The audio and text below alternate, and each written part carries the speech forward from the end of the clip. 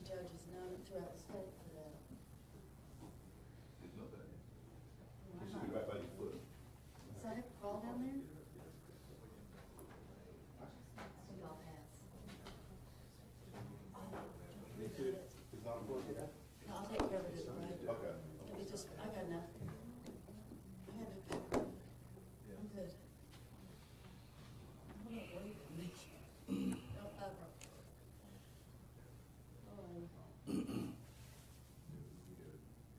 But thank you for the thoughts.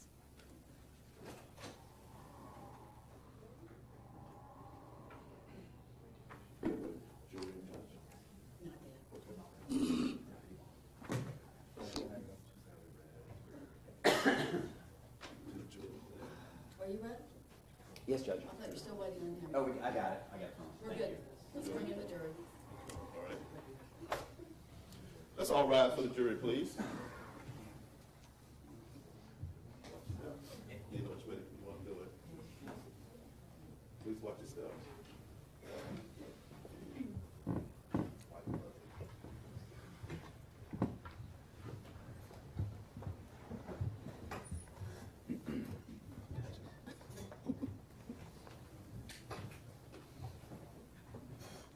Please watch your step.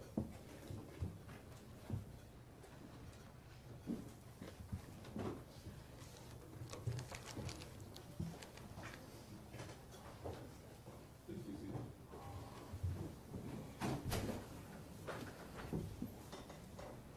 You can resume. Thank you, Your Honor. Detective Stoddard, we had talked yesterday about the iPhone 5 and whether you were able to look at the call log and verify the phone calls as well from the defendant's own phone regarding records from AT&T and from Home Depot. That's correct. Okay, I'm going to show you what's already been shown to the defense as State's Exhibit 647. Do you recognize State 647? Yes. And is that a printout of the call log from the report on the defendant's iPhone 5? It does appear so. Your Honor, I would tender State's Exhibit 647. No objection to that. Admitted. Detective, in the course of your investigation, when you're examining the iPhone, did you look in, did you examine certain parts of the phone that had notes and things of that nature? I did. Did you come across something called, from an app called Evernote? I did. And what is Evernote as far as you could tell from researching it? Evernote is just a way you can share notes or share files online. Okay. Now, in the course of your investigation, did you also come across a sermon that had been done at the defendant's church on June the 15th? I did. Okay. And what was the nature of that sermon? It kind of goes through and it talks about sin and desire and to death. Okay. And was it like, I guess, a lengthy sermon that day? It was. Okay. I'm going to show you what's been marked for identification purposes as State's Exhibit 648 and 649. First showing, well, based upon what you found, did you subpoena records from Evernote? I did. Okay. And did you get those records back? We did. First, Judge, I would tender State's Exhibit 648. There's a business record certification for this, as the other exhibits, to permit the authentication of these records. I don't object to that. Admitted. And showing you State's Exhibit 649, do you recognize this? I do. And how do you recognize that? It's an actual print off from the Evernote.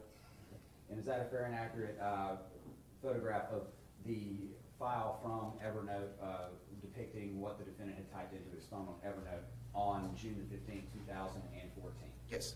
Okay, Your Honor, I tender that exhibit as well. Don't object to that. Admitted. Now, with this, out of all of the sermons and things of that nature, this date, 6/15/2014, did the defendant enter anything into his phone or take any particular notes? He did. Okay, and on that, what was the title of his note? Anatomy of Temptation.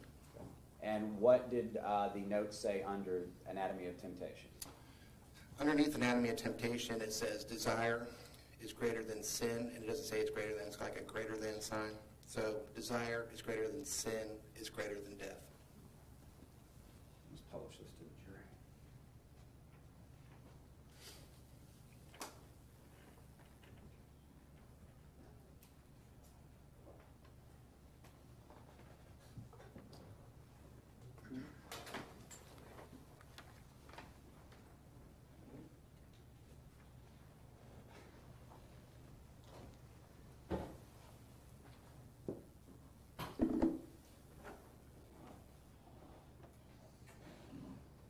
on that Sunday as well, both, during the day, was the defendant engaged in the same type of behavior, contacting other women and things of that nature? Yes, he was.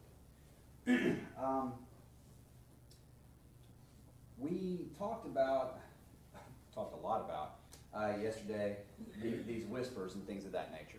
Okay, I've got a few other ones to go over with you. Okay, I'm going to start with State's Exhibit 636. Defense has already seen this. There was one whisper. Do you remember a whisper where it did not have the photograph on it, on the back, and it was his conversation with the 17-year-old girl talking about a double life? Correct. Okay. State's Exhibit 636, is that actually the whisper that goes with that? Yes. And it says, "I would have sex for money." Yes. Okay. Your Honor, I would tender State's Exhibit 636 at this time. Same objections that we've made previously to all of these information that was downloaded electronically, Judge. All the same objections. Admitted over all those objections. Now I'm going to show you what's been marked, shown to defense counsel previously as State's Exhibit 631. Watch out for the microphone. Do you recognize State's Exhibit 631? I do. And how do you recognize that? I'll just look another whisper. Okay. Now, is this a whisper between an unknown participant on June 18th, 2014, starting at 2:46 a.m.?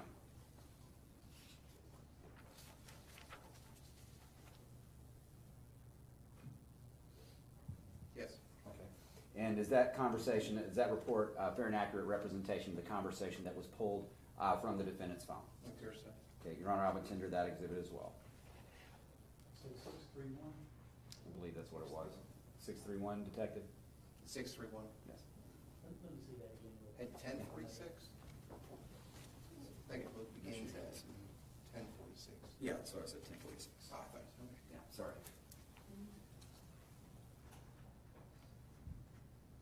What is the time? It's 1046, Judge. That's what I thought. Same objection. Same ruling. So at 1046, tell the jury what first of all, what is the actual post that the defendant was responding to? Having an extremely boring and slow day. Can anyone help the time go by faster? Question mark, 20F. And how did the defendant respond to that? My day just started to. And what time did he respond? 10:46 a.m. What did the other person respond back with? Just started and I feel like I've been awake for forever. Haha. Okay. How did the defendant respond to that? Defendant, I woke up at 5:30, kill me. And what time was that response? That was at 10:48 a.m. Okay. How did the person respond to him? Haha, geez, that sounds horrible. And then at 10:50 a.m. on June 18, 2014, how did the defendant respond? Defendant states, well, I have a son. That Joker decided that, hey, I'm going to get up early. Okay. So 10:50 a.m. If it were asserted that, or somebody said that this message was before the defendant dropped Cooper off, would that be correct or incorrect? Incorrect. So it was actually after. Correct. After he talked about having a son and that Joker decided to get him up early, how did the person respond? Haha, oh, gotta love kids. Then how did the defendant respond? LOL, yeah. Did the person ask the defendant a question then at 11:14 a.m.? The person states, how old is he? Question mark, question mark. And then how did the defendant respond? 2. What did the other person respond back to him? Oh, what a great age. And then how did he respond at 11:17 a.m.? He's awesome. So 11:17 a.m. Do you remember about what time the defendant left to go to lunch? Not too long after. Okay. And did that other person respond back at 11:17 on the last page of that? They said, I bet.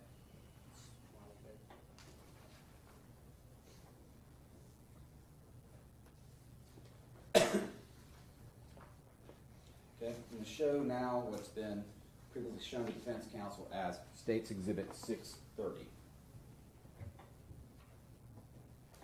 Ask you to take a look at State's Exhibit 630. Again, you recognize that as a report from a conversation between the defendant and a participant via whisper known or screen name Housewife 0127. Yes. Okay, and is this on January 24th, 2014? Yes. Okay. And is this a fair and accurate report of the conversation you had with that person? It appears so. Your Honor, I tender State's Exhibit 630. Same objections. Same ruling, admitted over objection. Now, this post says, I'm seriously thinking about leaving my husband right now. We're separated and I don't see him making an effort to fix things. I love him, but damn, I deserve better than having to deal with his BS. How did the defendant respond to that at 12:33 p.m. on that day? That sucks. And how did the other person respond to him? Yeah, I'm just tired of being stressed out and pissed off all the time. How did the defendant respond to that with the next two messages? Get a divorce? I might. And did the person ask him a question? Housewife, why are you thinking about it? How did he respond? I'm a cheater. And what does that other person say? Oh, How does he respond? yeah. Then what does she respond? Housewife 0127, I think I'd kill my husband if he cheated on me. How does the defendant respond? I'm addicted to sex. How does she respond, and what does she ask him? Like, seriously addicted? Or you just like it so much you say that? And what did he say? No addicted? And he used some profanity on the next page. I'd fuck you if you wanted. I love it. Mhm. See, I'm terrible. And what does she say in response? Well, I love sex and want it all the time, but I've never cheated. Do you need to go to a group to get help with your addiction, with your addiction? Or are you just not happy because you're not getting enough? Did the defendant respond after that at all? You did not.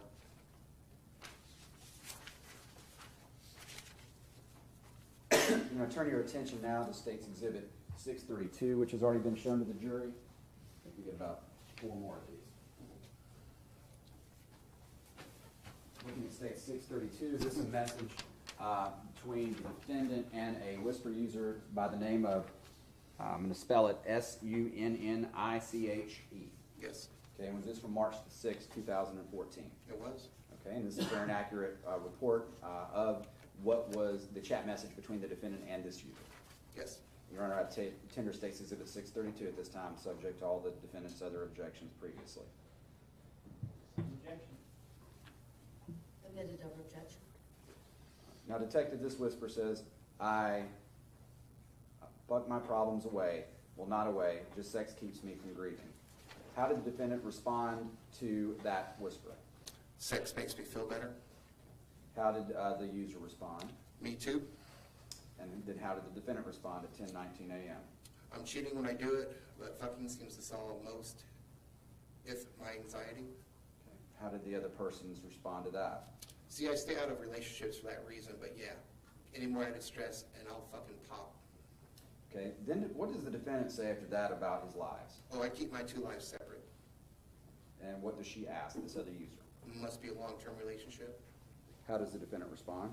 It is, but I'm addicted to using sex with strangers to make me sane. And how does the user respond in the next two messages? He doesn't fill that void for you. You might want to try role play at IDK. It just sounds like some insanity waiting to happen. And how does he respond? She doesn't.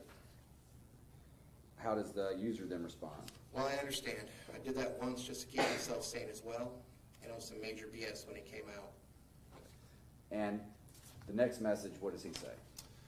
Yeah, I keep the BS far, far away. Okay, and we don't have to read the last couple of statements he makes. There's just something about the sexual connotations. Yes. All right, I'm going to show you what's been previously marked and shown to defense counsel at State's Exhibit 634. Sorry. Looking at 634, is that a message, conversation between the defendant from his phone and a user participant by the name of KIKA? Yes. Okay, and is that a fair and accurate printout of the conversation with that user? It appears so. Your Honor, I tender State's Exhibit 634. Same objections. Admitted over objection. Now, this whisper that he responded to states, need a new guy, bud, to talk to, 21F Marietta. How does the defendant respond to that? Hi, Kika. K-I-K-A, Kika. And how does he respond? Hey, hey. How does he respond? What's up, madam? Going on down to about, look at 9:01:52, just to kind of speed up this process. What does he say to her in the midst of their conversation? LOL, tell my woman that, haha. How does she respond? You have a girl? And what does he say? I do. Is that okay? And how does she respond in the next two messages? Yep. Better for me, exclamation point. Okay, and this is on March 30th, 2014, correct? Correct. Now at 9:31 p.m., how does he respond? LOL, why better for you? Question mark. And then on the next page, does he make another statement? At the top at 10:11 p.m.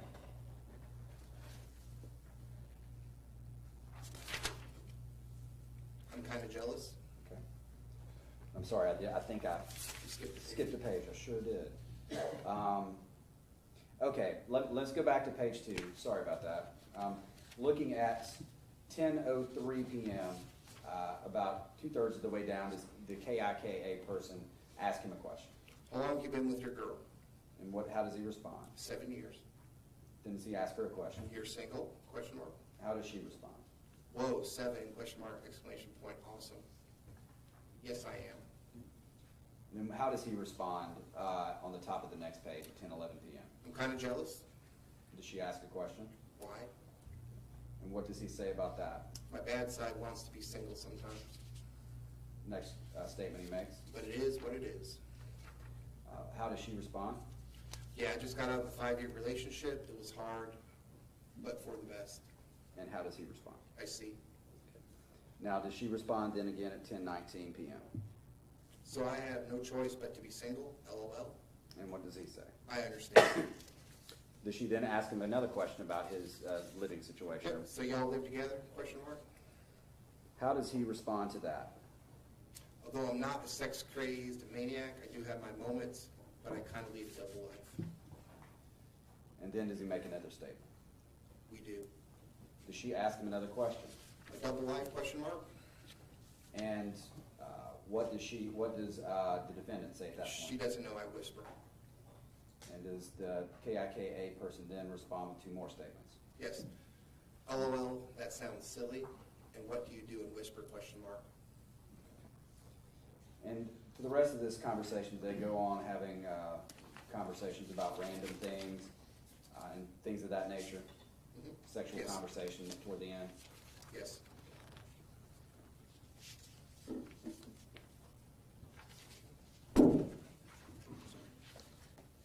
Finally, I'm going to turn your attention to State's Exhibit 633.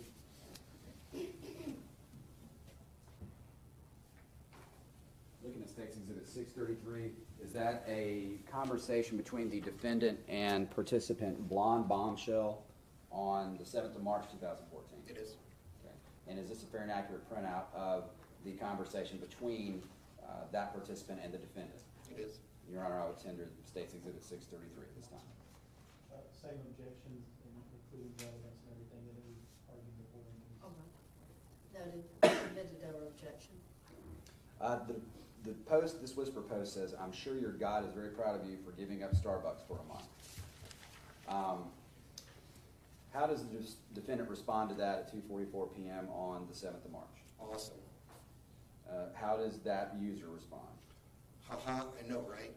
I hate that whisper. It's the only place I can post that because all the religious people will freak out when I'm on Facebook and Instagram. And how does the defendant respond? I'm religious, but fuck giving up something for Lent. How does she respond? Right. I feel like people have completely diluted the concept of it. I'm not religious, but I was raised Southern Baptist. How does he respond to that? I'm the lead guitar player at church. I'm not giving up shit. And then does she respond in the next 2 statements? Around here, are you even near me? Haha. My brother is a worship leader. And how does the defendant respond to that? I'm in Marietta. What does she say? Oh, dynamite. And then how does he respond? You? And how does she respond? I'm in Snellville. Starting the next page, what is the defendant's next 2 statements he makes to her? Oh, nice. Yeah, I'm a church guitar player, but I can lead somewhat of a double life. And does she ask him a question? How so? What does he say? I'm too naughty for my own good. And then does he give some kind of emoji? Or, Some kind of emoji. is that a colon and a backslash? It looks like // // okay. And then does he then ask a question at 2:54 p.m.? Yes. Yeah, I scared you away, frowny face. Does she actually respond about 5 minutes later? No, I was just getting ready for work, sorry. Does she then actually make another statement or ask him a couple of other questions? And so what are you afraid of? The church judging you or God? What does he say? Neither. I just know I lead quite a double life. And does she ask him or say anything else to him? Oh, you posted it as if you found it problematic. How does he respond? Oh, it is, but I love it. And what does she say after that? Does she ask him a question? Yes. So why do you believe it's a problem? And how does he respond? Well, I'm not very single. Does she ask him a question? And question mark? And what does he say? You don't see an issue, question mark, smiley face emoji? And then what does he say after that? Or she say, sorry. She says you can be in a relationship and still be able to do your job properly, so no. And how does he respond at 3:08 p.m.? I do everything perfect, but my secret life is very secret. How does she respond? Still doesn't sound like much of a problem to me. Okay. Does he then ask her a question? Do you lead the same life? And how does she respond? Yeah, I'm pretty much the same with everyone. I withhold certain things from certain people, but that's for their own good, and I really have no problem with it. Okay. And then does he, excuse me, does he make a statement to her? He does. Okay. And what does he say? So tell me a secret. And does she then say something to him? Yes. Well, like my parents don't know who I slept with, but it's my sex life. I don't need to know. Nor do they need to know how many drugs I've done in the past or that I've been arrested. Let me make sure I've got this right. How does he respond to that at 3:16 p.m.? None of my other life know about my sex life.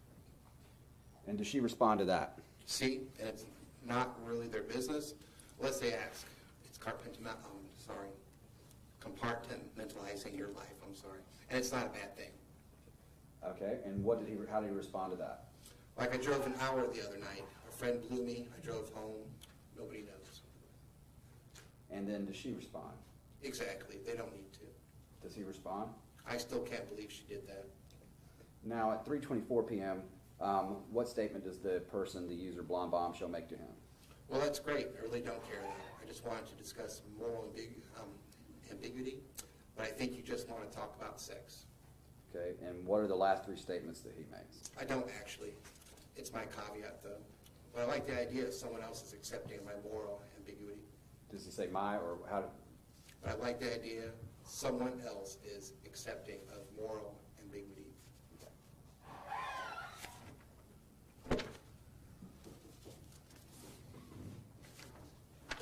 Now, when you got the iPhone, the defendant's iPhone as well, you did this extraction, things of that nature. Did you also go back physically onto the phone to take photographs of what, regardless of what they could pull off from inside the phone, what actually was on the face of it or what you could see on the phone? Okay. I did.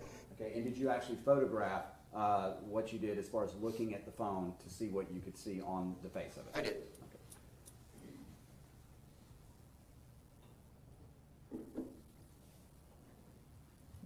And Your Honor, so the jury doesn't worry, I'm not going to go through all these with them, but for the record, I'm going to show the defendant what's been marked as State's Exhibits 440 up until 522. Then we skip 3 numbers, and then from 526 to 600. Detective, have you already looked at all these? Yes. Okay, and having reviewed them, are those fair and accurate photographs of the defendant's phone that you took physically when you looked at it and examined it? Yes. Okay, and around when was it that you actually took those photographs and examined his physical phone? It was after the PC hearing. I don't have the exact date written down. I'm sorry. So it was much longer after the actual extraction and all the scientific stuff? Yeah, it was towards the end of July and early August. Okay, and when you did that, did you have it on airplane mode to Yes. ensure nothing was, it didn't get internet service and things like that? Yes, I did. Okay, Your Honor, I would tender these exhibits at this time. Just the objections regarding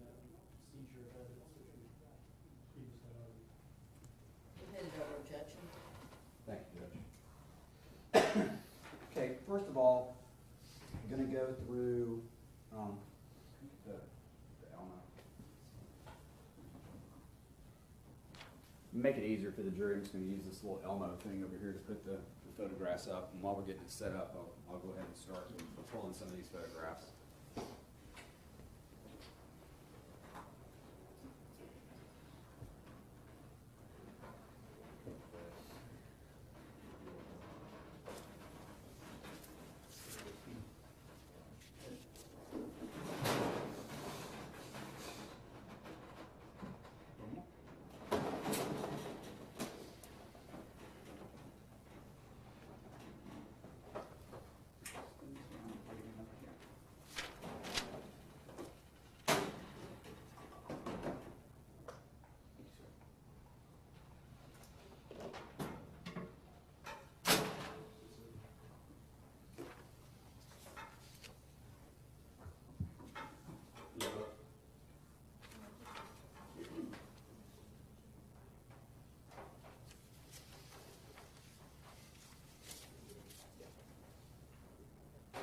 Okay, Detective, well, we're working on that. I'm going to show you 447, 448, 449, and 450. Are these photographs, could you tell the jury what's depicted in those photographs as far as phone calls and numbers called and dates and times and things of that nature? First one, it's under recess, Deanna Harris' wife. It shows a missed phone call, June 18, 2014, 3:49 p.m., missed. It shows the number. And it's got some other personal information at the bottom. Okay. So that would be on the defendant's phone, so he had a missed call from Leanna Harris at that time? Yes. Okay. The next photo? And then on the next photo, it's Leanna Harris. It says wife again. June 18, 2014, 4:24 p.m., canceled. 4:04 p.m., outgoing call, 1 minute. 3:54 p.m., outgoing call, 4 seconds. So basically on that, it shows, like the defendant's phone records at 3:54, he tried to place a call after 4 seconds, hung up, and then at 4:04, there was an outgoing call that lasted a minute. Objection, leading. Sustained. What does it reflect regarding 4:04? At 4:04, incoming or outgoing call from the defendant's phone? it's an outgoing call, 1 minute. Okay. And then finally, at 4:24, what does that show depicting any phone calls to Leanna Harris? It shows canceled. All right. Now, looking at the next exhibit, It shows June 18, 2014, once again, it's Leanna Harris, wife, June 18, 2014, 4:25 p.m., missed. so a call missed to this phone, defendant's phone from Leanna Harris at 4:25. Correct. Okay. And finally, 4:50. At 4:50, it shows the Home Depot, June 18, 2014, 4:25 p.m., outgoing call, 5 minutes. 4:25 p.m., outgoing call, 26 seconds. And is that the same? Is that reflected as well in the records that we've already seen? It is. We'll publish 447. I think I can do this upside down. Zoom on the front.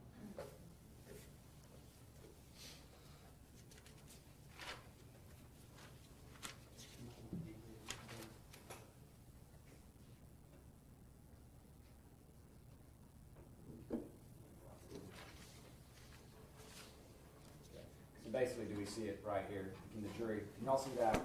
See this photograph? Okay, good. I don't have that back with them. It's got a little glare on it, but showing, I'm just publishing State's Exhibit 447, the phone call at 3:49 that was missed. Publishing 448. Showing the phone calls at 3:54, 4:04, and a canceled phone call at 4:24. State's Exhibit 449, publishing, which is again reflecting the 425 missed call from Leanna Harris to the defendant's phone. And finally, 450, Judge, I'm going to object. This board is just testifying. There's not any questions here. just identifying the photograph I'm showing to the jurors. And State's Exhibit 450, showing the Home Depot phone calls.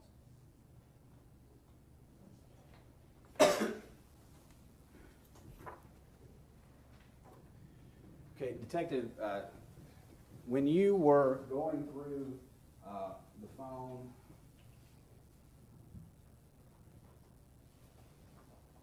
Go to.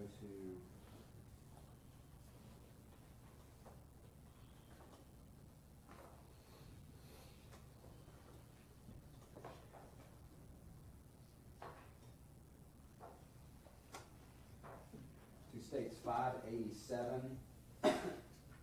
You actually take a picture of, actually I've got that listed wrong. Not 587.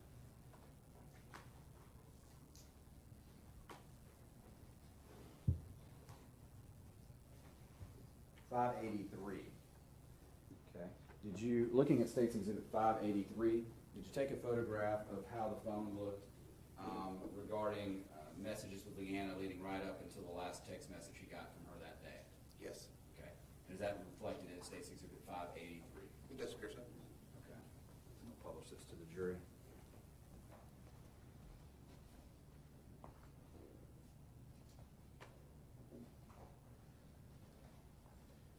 And when he received this text at 10:49 a.m. on Wednesday, June 18th, that says "Get to work," what is the message right above it? Whose Can I name is step in? mentioned? Can I step down? Yes, if the judge is okay with it. Yeah. Thank you. Okay.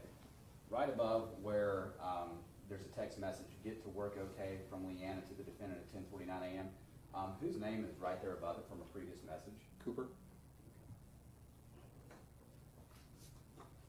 Okay, you can have your seat again.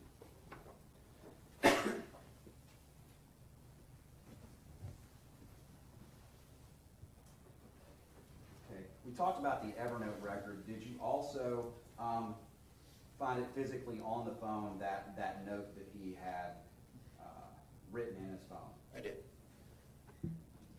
Show you the marked and admitted as States Exhibits 528, 529, 530, and 531. Excuse me, I'm sorry. 529, 530, and 531. Showing you those are all photographs regarding the note made on June 15th, 2014. Yes. Just publish that briefly to the jury.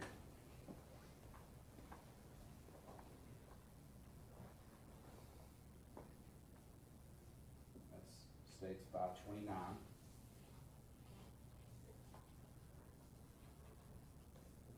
States 530. And States 531.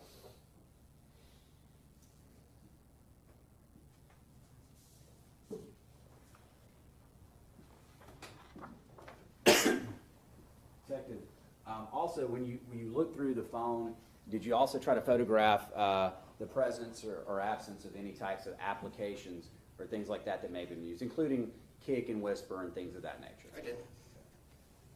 To show you States Exhibits 465 through 467.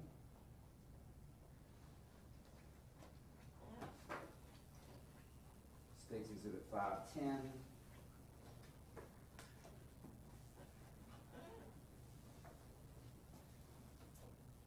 And States Exhibits 593 through 599.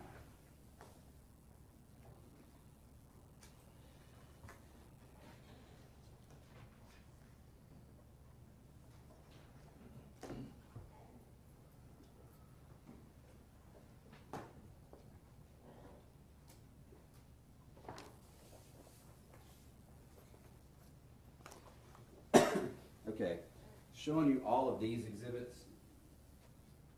Will you look through them briefly and just tell me if those are all photographs that you took of the phone that depicted how the applications appeared on the face of the phone and when you went into certain folders and things of that nature?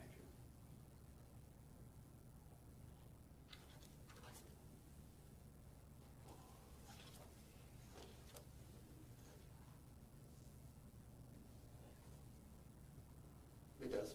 Okay. officer, if I could get you, detective, sorry, get you to step down to discuss this with the jury.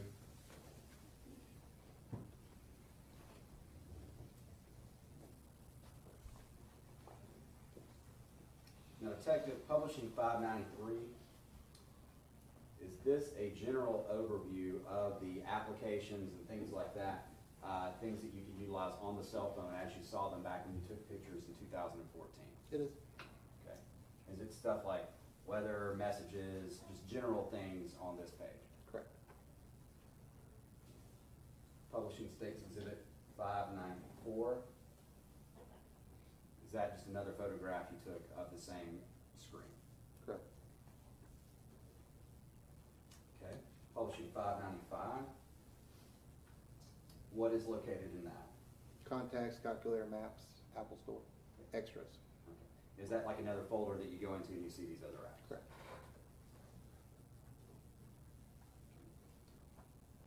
Publishing 596. And what is that? Is that another folder with a title? Finance, And under finance, what type of apps do you see? Nationwide, Fine Branch, Co-op. 597, is this further finance, and are those all financially related type applications? There. Now, 598, is this a shot of, if you scroll right, the different, is it swipe? If you swipe, you go to the second screen. Okay. And then is that now you see folders with different types of topics and folders, other applications within them? Correct. Okay.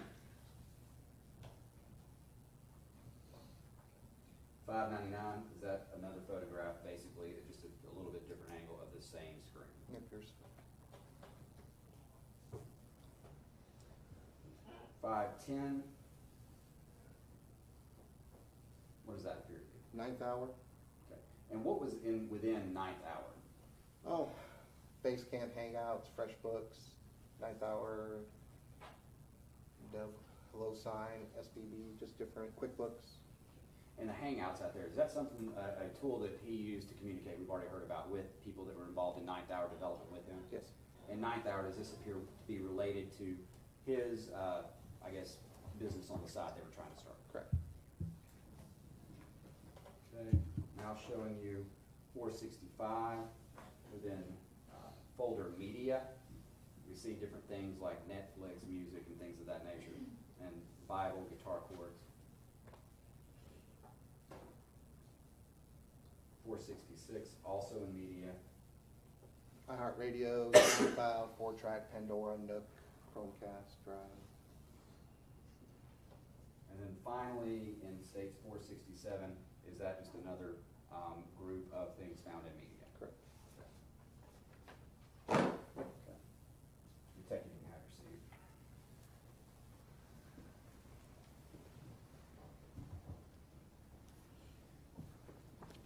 Now, with any of these, were you able to locate the application for an after kick or whisper or anything like that? Not at the time. Okay. The photos were taken. Detective, since that time, have you reviewed that phone physically? I have. Did you actually locate those applications? Yes. Where were they and why did you not see them the first time? They're under a separate screen. They're under a separate file that says weather. So there's actually 2 weather apps. It's under the second one. It doesn't have a little mark saying it's multiple folders. If you open it and then swipe left, it opens a whole nother folder which has the kick and got the kick, the whisper, possibly Scout. I don't remember Scout's in there, but kick and whisper in it. So he had these apps hidden in his phone under a different heading as weather. System. Where were these things? Obvious to plain sight or hidden? They're hidden. Reading, That is not leading, Judge. Edward, you can answer. You can answer. Hidden. Okay.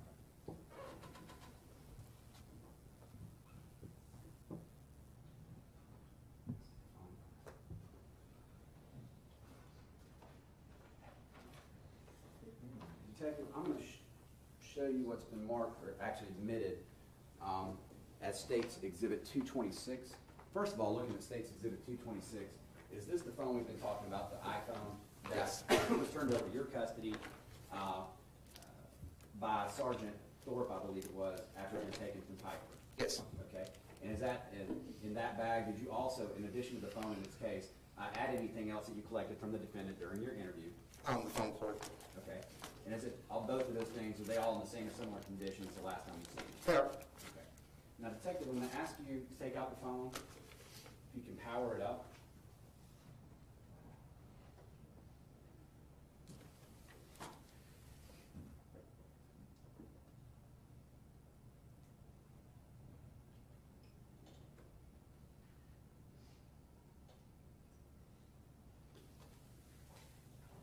And as it's powering up, does the defendant have a passcode? And did he give you a passcode to get in that allowed you to physically go in and view the phone? He did. Okay.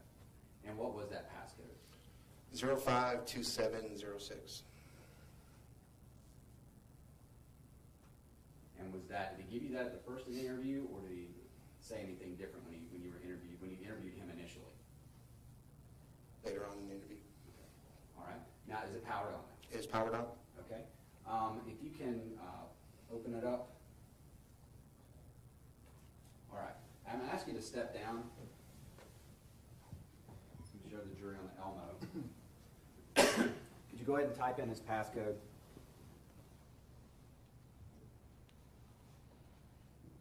Okay. I can show the jury as it appears. Let's see if we can focus that. I'll zoom it in a little bit. Go back. Go back.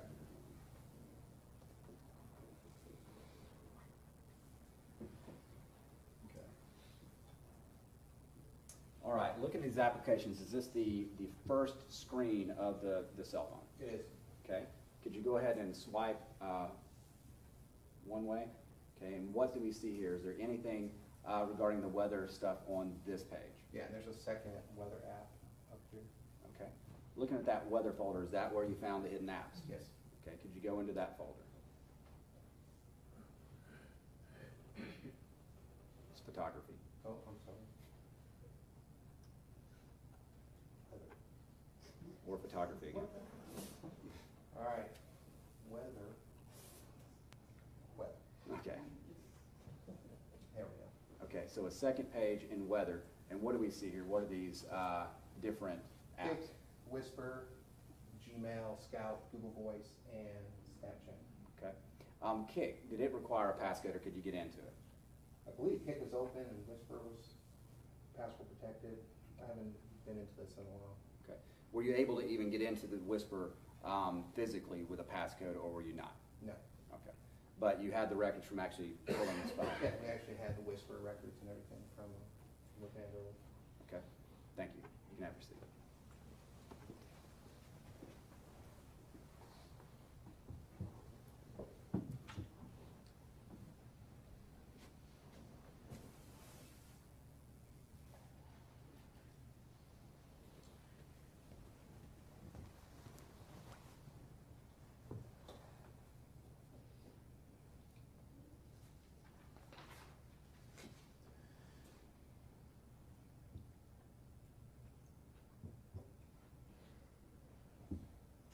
That's all I have. Thank you. Thank you.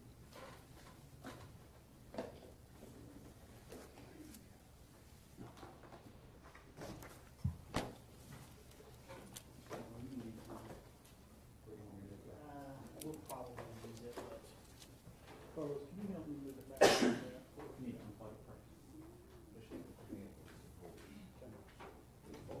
We'll just move it back a little bit so we can maybe hear a few minutes.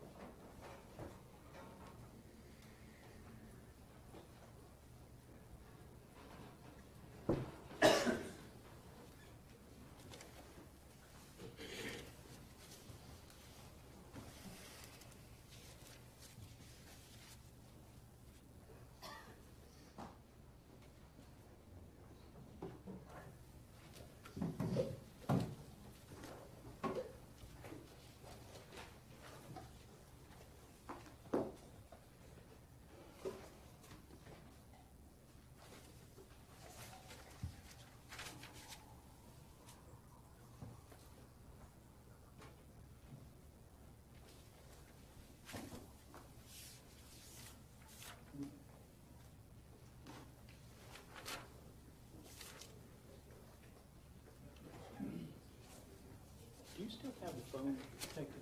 I do. Let's see that, please. Yes, sir.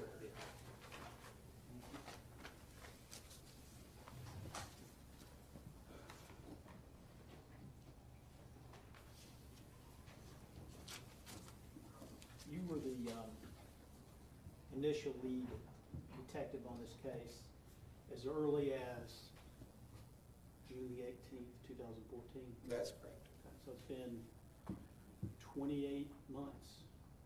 Does that sound about right? That's all right. Okay.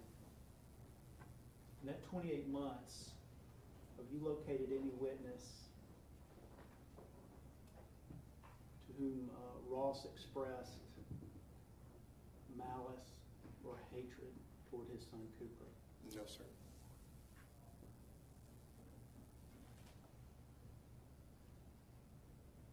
You have found lots of evidence that he was unfaithful. That's correct. And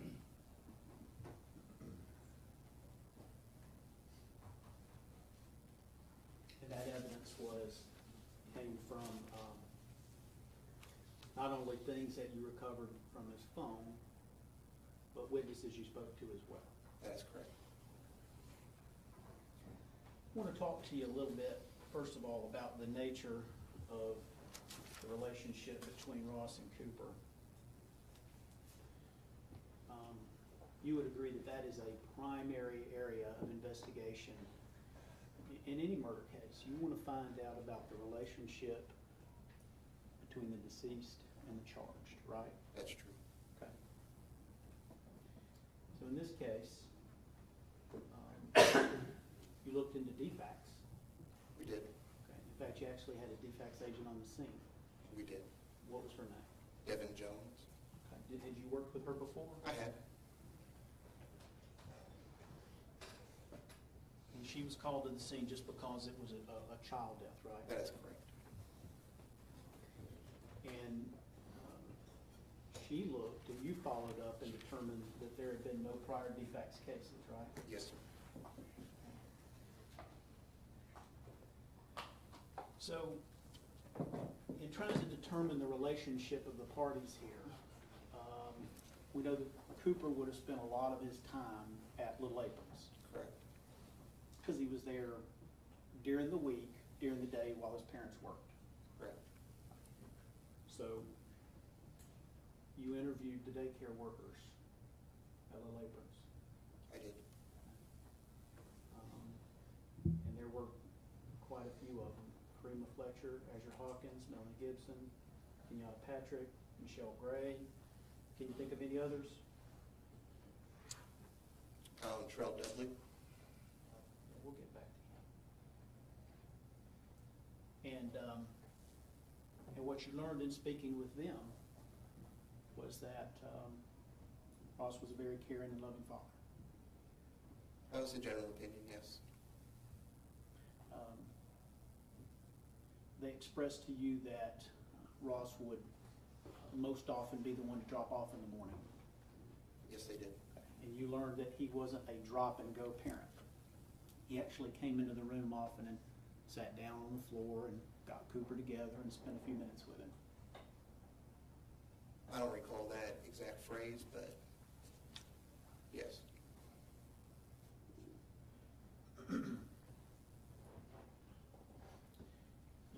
You certainly didn't learn from any of the daycare workers at Little Aprons that there had been any suspicion of abuse or neglect of Cooper.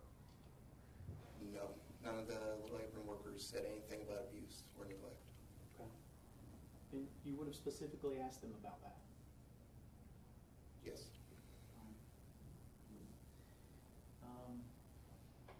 What about the neighbor, Joey Nesbitt? Did you speak to her, or did one of your detectives speak to her? I believe one of my detectives spoke with her.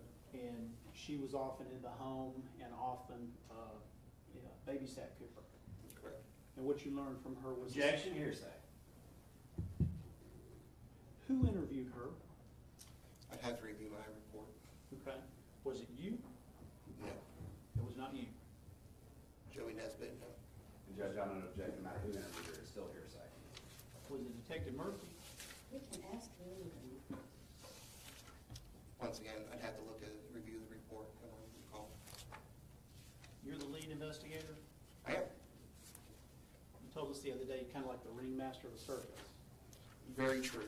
And that's not just at the scene, that's over the entirety of the case. True. Okay. You're kind of responsible for knowing what everybody's doing in the case, right? That's true. And that would include the detectives that are working with and for you as they're going out interviewing witnesses as well. And that's correct. That's why the detectives would do reports. Reports all go on one central report. Of course, they do supplements. They do supplements to the main report. And then just kind of the report grows from there. Are you aware that the neighbor, Joey Nesbitt, was interviewed? It sounds familiar, but once again, I'd have to review my notes.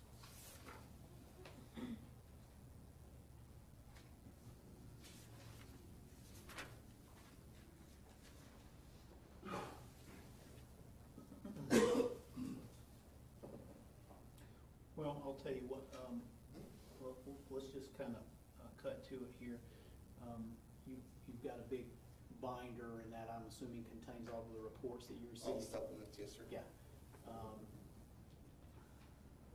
If there was anything that had been, any of the detectives had determined from their investigation, that there was any suspicion, any history of abuse or neglect, that would be reflected in your file and you would know about that. We would hope so. You didn't find anything like that in your investigation in this case? Besides the actual death? You know what I'm asking about. No, I don't. Can you please be clear on your question? Okay. You didn't find any history of abuse or neglect by Ross, did you? By history, no one reported to me any history of abuse or neglect. And you didn't find any? Once again, I think no one, I'm going to keep it at, no one reported to me any abuse or neglect. Okay. You're not testifying to us about any? You don't have anything to share with us? Except the whispers and the chats and stuff that we went through already. All right. So your testimony is that whisper and chats, things he was typing on his phone, constitute abuse or neglect? It led up to the death of Cooper. All right, let's talk about objective evidence regarding the nature of the relationship between Ross and Cooper. Okay. In interviewing a number of people, again, we've got the folks at the daycare in particular, and of course, most of them have testified. You also spoke to, or one of the detectives would have spoken with coworkers. Correct. Is there anybody else that you can think of that y'all interviewed in your investigation of the nature of the relationship between Ross and Cooper? No. Okay. And is it fair to say that what you learned through interviewing these people was generally that Ross loved Cooper, he bragged on him, and he spent time with him? That was their general opinion, yes. Okay.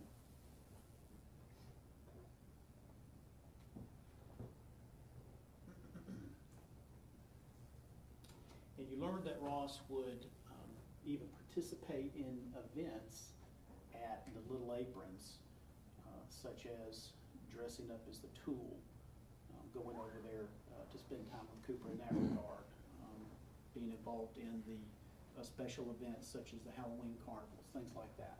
That's correct. You're aware that we've had some pictures that show Ross bringing his dad over to kind of show Cooper off at the Little Aprons. I believe so.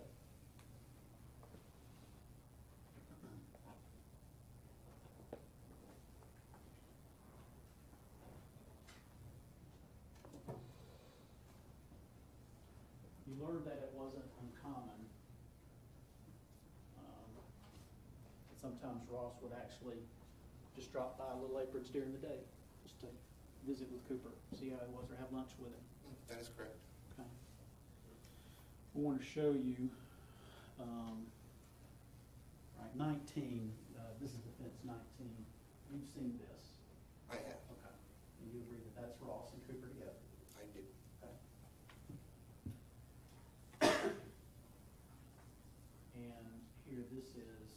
States 21, this is from the, What in the World Happened Today. Have you seen this before? I have. Okay, and you agree that, that dressed up as the tool there is also Ross? I believe so. And Defense 70, you've seen this before? I have. Okay. And you would agree that from the extraction report, you know that this is a photograph that Ross took of Cooper on June 11, 2018. I do. And you know that this was taken at Little Evans here in the day. I believe so. I'm not sure where it was taken, but it was on his phone. Ross texted this to his wife on June 11. He did.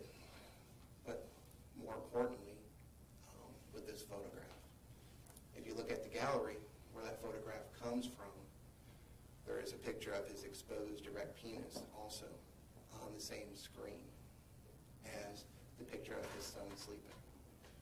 I know that you're interested in talking about Ross's sexual endeavors, but what I'm asking you about right now is the nature of the relationship between Ross and Cooper. I Okay? think that shows it, because if your son's picture is on the gallery, so on the phone, on the gallery, is a picture of his sleeping son. It's a beautiful picture. But on that same gallery, there's a picture of his exposed, erect penis in a turgid state. On the same gallery, the same page, when you go through his phone, it says double life.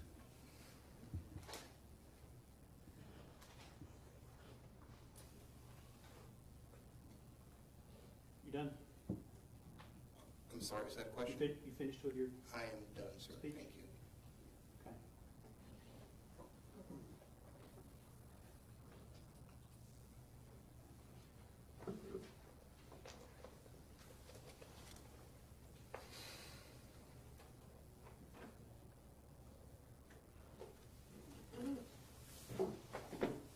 You know that Ross took Cooper to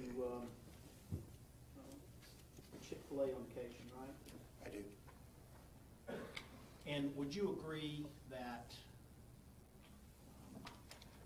taking your son to breakfast, spending time with him, would demonstrate the nature of the relationship between the two of them? Yes, sir, I would.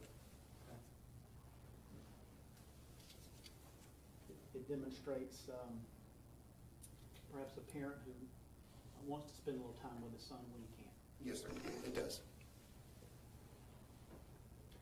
And you're aware that on the 18th, the manager, Chris Redmond, had seen them together in the Chick-fil-A that morning. That's correct. Did you interview Chris Redmond? I did interview Chris Redmond. Okay. And he expressed to you what he observed as well. That's correct. And we know from his testimony and from when you interviewed him, what he explained was that he observed father and son appeared to be enjoy spending time together. I think that's fair. And when we're talking about the nature of the relationship between Ross and Cooper, you also made inquiry, not just you, but the other detectives who were assisting you, Detective Racy and Murphy and Stockinger, whomever. They also asked of some of the other women that Ross had been in communication with. They asked very specifically questions about the nature of the relationship between Ross and Cooper. Isn't that true? That is very true. Certainly, we've heard from Chelsea Doster, and I mean, she gave us herself what it was that that Ross expressed to her, and you don't disagree that as far as the nature of the relationship between Ross and Cooper, what Chelsea Doster expressed was that Ross loved his son. Yes. Okay. And it's fair to say, however long their online relationship was, Ross had never said a cruel or unkind thing about Cooper. And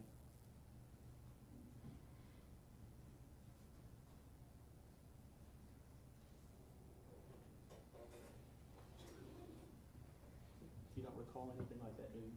I do not recall. And of course, we heard from Jane Meadows, who Ross had been speaking with for even longer, over a year. And Detective Murphy interviewed her, right? I believe so. Did you ever interview her? No. Okay. Of course, she's testified, and we heard what she had to say as well. And as far as the nature of the relationship between Ross and Cooper, you agree that what she observed was consistent? Object, Judge, at this point, if he's gonna keep going into statements of people that have already testified, I believe that's hearsay at this point. You can ask about information he's found, things like that, because going into what people have already said, that's hearsay. I'm just talking about his investigation. If all of these, if all of the information he gathered during his investigation regarding the nature of the relationship was consistent from witness to witness. Thank you. And you would agree with that, what you learned during your investigation in interviewing Jane Meadows on a couple occasions, Detective Murphy or whoever interviewed her, was consistent with what you'd heard from everybody else. He loved that baby more than anything. Wouldn't do anything to hurt Cooper. Was his pride and joy. Couldn't imagine a life without Cooper. That was the information you received, wasn't it? Yes. And the information in investigating the nature of the relationship between Ross and Cooper, is it fair to say that his co-workers expressed similar type sentiments? Ross would brag. He would brag about Cooper. He would show photographs, things of that nature. Yeah, Ross would talk about, or the defendant would talk about Cooper.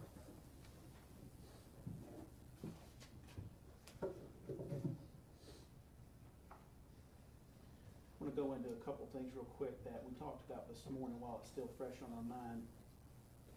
Now, you identified where these applications were on Ross's phone. Yes, sir. Kick and Whisper, That's correct. and they were under a what appeared to be a weather app. That's correct. Okay. And so you would agree, and there's no doubt Ross was running around on his wife, right? Correct, sir. There's no question about that. No. Okay. And you would agree, there's no question that Ross didn't want his wife to know about that. Is True. that true? Very true. Okay. And so what we saw on his phone would you agree would be a way that Ross could prevent her from seeing these things? Yes. But he didn't delete those apps on the 18th, did he? He did not. That Kick app was still on his phone. Correct. The Whisper app was still on his phone.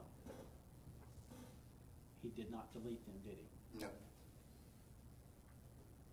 He had a gallery of images in the thousands that included lots of very graphic, filthy sexual images. Isn't that fair to say? Yes. Okay. And he didn't delete those on the 18th either, did he? No. They were all there. I won't say they're all there, but there was Thousands. thousands. We're still there. And as a matter of fact, on the 18th, through these applications, in particular what we've been talking about the past 2 days, Whisper and Kick, he added to the filth on the 18th, didn't he? Yes, sir. Okay. On the 18th, on that Kick app, which he did not delete from his phone, he had all kind of communications with other women that morning and throughout the day, including the exchange of sexual images Yes, sir. and graphic sexual language. Yes, sir. Okay. And you agree that, in fact, one of those communications on the morning of the 18th with a woman by the name of Elizabeth Smith, that morning,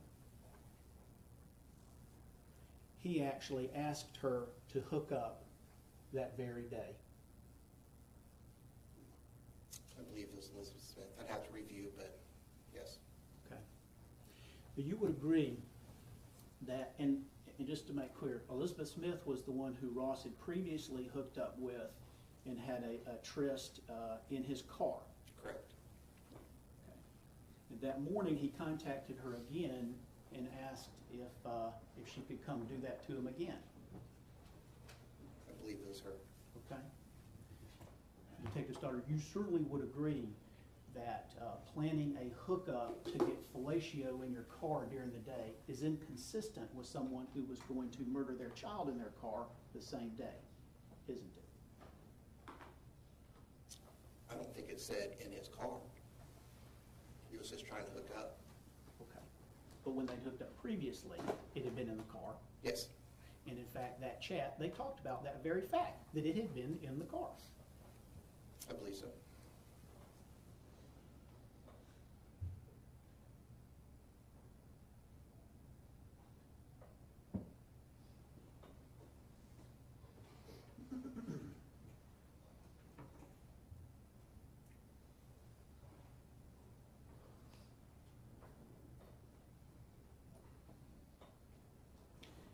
And you certainly would agree that if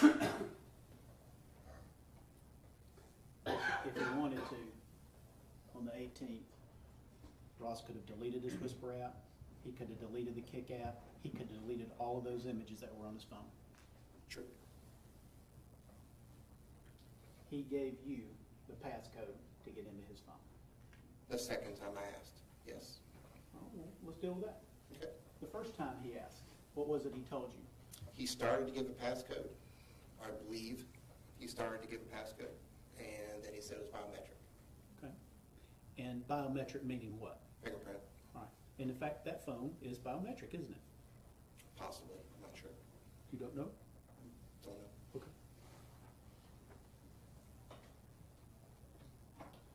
It was during the same interview, just, I get probably less than an hour later, he gave you the code to get into his phone. Yes, sir. I want to ask you about a piece of evidence that you identified this morning.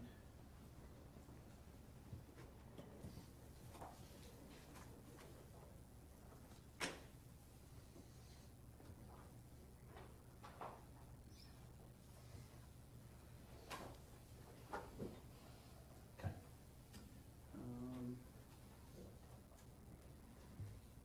This is State's Exhibit 5. Can you tell if that's 528 or 529? Sir, I would say it's in here. Okay.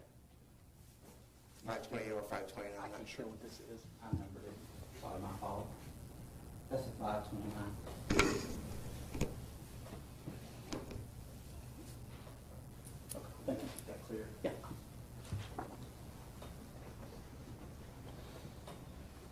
Handy 529. Yes, sir. Okay. This is the screenshot from the Evernote that was on his phone, right? That's correct. All right. And I believe your testimony was, and what is the date that Evernote was created? It's not on here. Hmm? I believe it was on the 15th. It'd be that Sunday. Okay. But it's not on this one here, sir. I'd have to review. But it was in June, I believe. All right. And was your testimony of direct just a moment ago that what this Evernote indicates is desire is greater than sin, is greater than death? Correct. Okay. That's what you believe that says? Yes. Okay. You aware what church Ross goes to?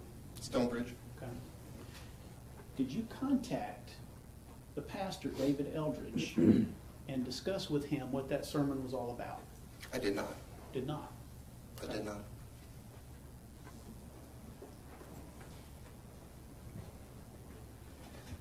What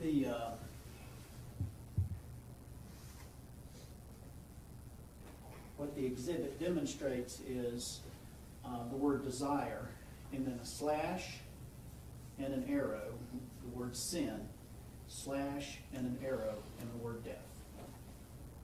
That's what it shows, right? Or it shows a slash greater than, but yes, I'll agree, it can also be an arrow. Well, in fact, if it was greater than, it wouldn't have that little slash in front of it, would it? It could.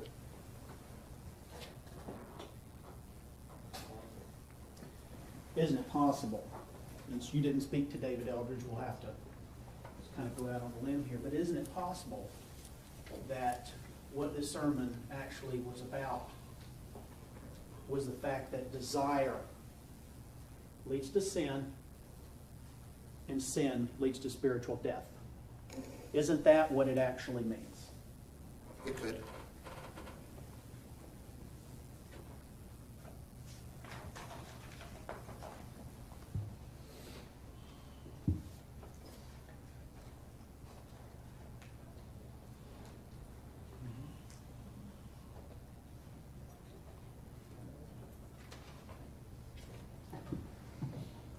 I want to talk to you a little bit about the scene.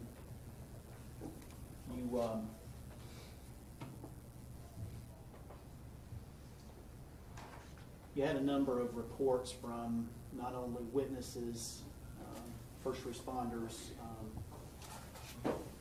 such as police, fire, EMS,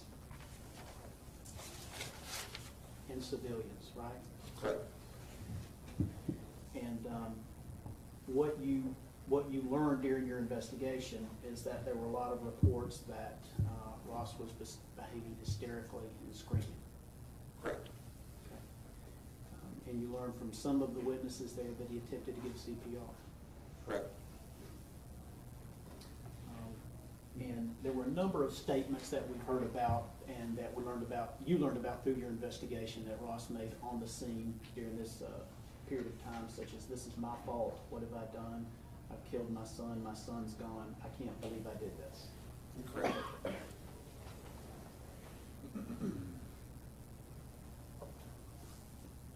And part of the, you had reports from Officer Gallimore and Officer Foglia, which, fair to say, back that up, is that correct?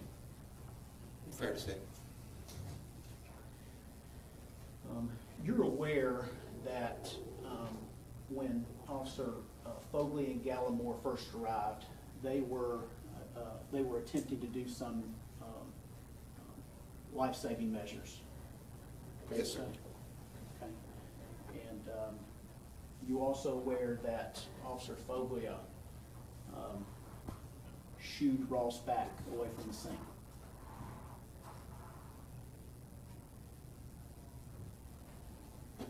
I don't think she specifically said she shooed Ross back. What about ordered or directed everybody back? She did order everybody back. Okay.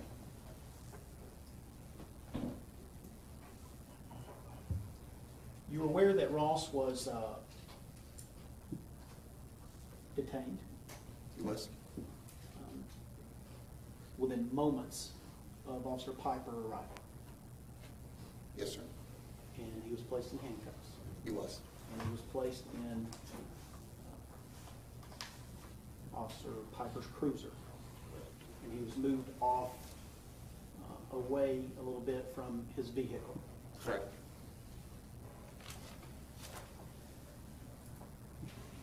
You didn't see Ross's emotional outburst when he was in Piper's vehicle, did you? No. And we saw a video where there's some screaming and wailing that was going on at some point in time when he was in that car. Yes, sir. You didn't see that? Not at the scene, no. Okay. But you know what happened Yes, because you saw it on video. correct. And so it's fair to say it doesn't mean that he didn't have an emotional reaction in the car. You just didn't see it because you weren't there at the time looking at him when it happened I did not see him have an emotional reaction. until you saw it on the video. I did see something on the video, and it was him yelling and screaming. It's similar to other episodes when I've seen him yelling and screaming. I don't believe it's an emotional outburst.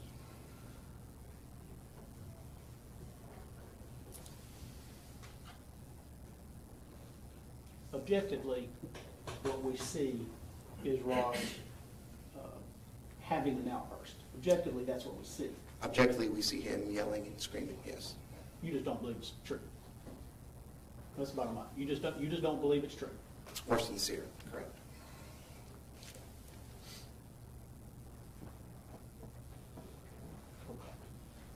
And so as far as what we see in the back of the police car then, if he had cried more or harder, would that make it more sincere to you? If I saw actual evidence, then yes, I would. Evidence like a video recording of it? Evidence like tears coming out of your eyes. When we cry, our nose starts to run. If I saw evidence of that, if I saw evidence of anything on his shirt, then yes, I would be more likely to believe that an actual outburst had occurred.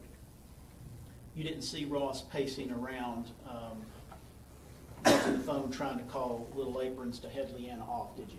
No, Okay. You weren't there to see him with his the phone up to his head and pacing around like the witnesses described, right? no. The only report I got was that it appeared that he was talking to somebody on the phone. You've seen the video from Piper's car. I have, sir. You've heard the video from Piper's car. I have. You heard him screaming, and you saw him pacing around. Is that fair to say? Yes, sir. And that's consistent with what a lot of the other witnesses conveyed to y'all during your investigation. That's correct.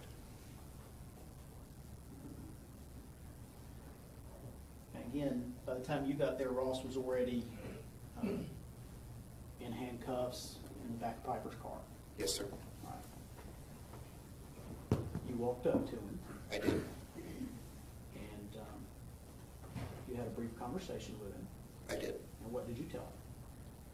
I told Ross that he was being detained, that he was going to be taken up to headquarters, and we would talk up at headquarters and let him know how the investigation would proceed. And at the time that you walked up to him, do you know how long he'd been in the car?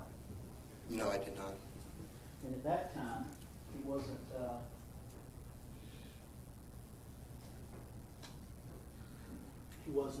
wailing and screaming. He was under control, right? That's correct. And did you identify yourself as a detective? I did. Did you tell him you'd be the one talking to him? I did. And you certainly would agree that if Ross wanted to put on some kind of a show in front of you to demonstrate crocodile tears or fake remorse, that would have been a good opportunity for him to do it right there when the lead detective introduces himself. Yes, sir. He didn't do it, did he? He did not. What we see in the video is a period of time of him wailing and hollering out when nobody's in the car with him, nobody's standing outside the car right around him, correct? Correct.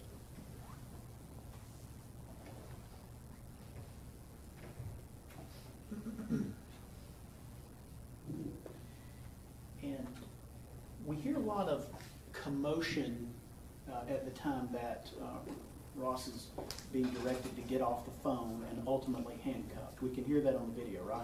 Correct. You weren't there during that. I was not, sir. Okay. But fortunately, we have a video that at least captured the audio portion. That's correct. And we've got reports from the officers as well. Yes, sir. And what you understand from your investigation is Ross was not being cooperative at that point in time, was it? He was not. In fact, is it fair to say that he lost his composure with Officer Foglia or Piper? That would be fair to say. In fact, he used profanity with them, He did. and they used profanity with him. They did. Certainly not uncommon for there to be some level of chaos in an active scene like this, though, is there? No. Okay. It's almost par for the course. This is when it's intense, these kind of sort of outbursts and interactions with law enforcement and the people involved, they happen. They do. Okay. They're high-stress situations. They are. Now, you previously testified that on July the 3rd, 2014, about what was going on there at the scene. And you would agree that certainly it's not unusual for someone who discovered the body of their child in such a way could very well be in shock, Correct. could be dazed, Correct. could be showing a range of emotions from outrage to just blankness. Correct.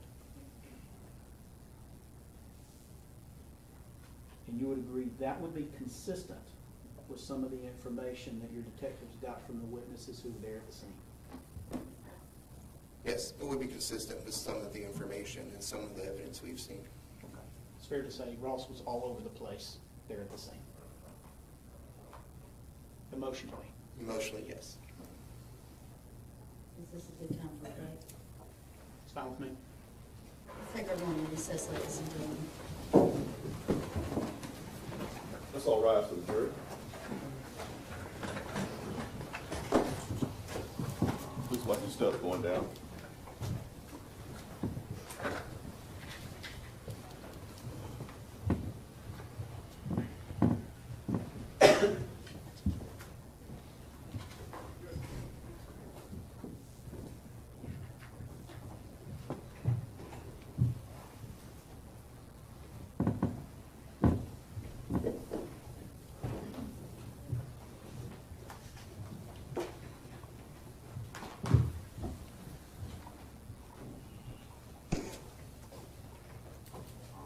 We stand in recess.